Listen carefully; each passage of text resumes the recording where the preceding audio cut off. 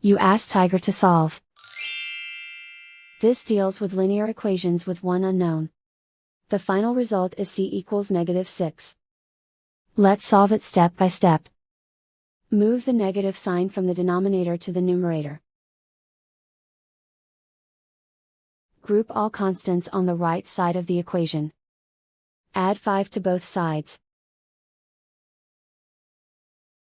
Simplify the arithmetic.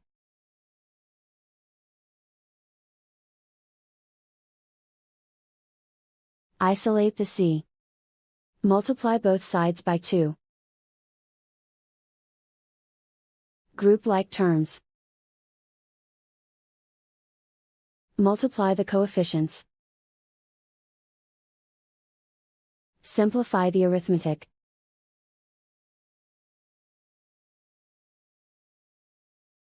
Convert the c into a positive number.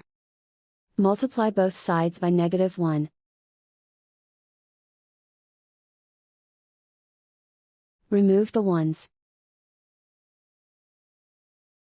Simplify the arithmetic. And so the final result is c equals -6.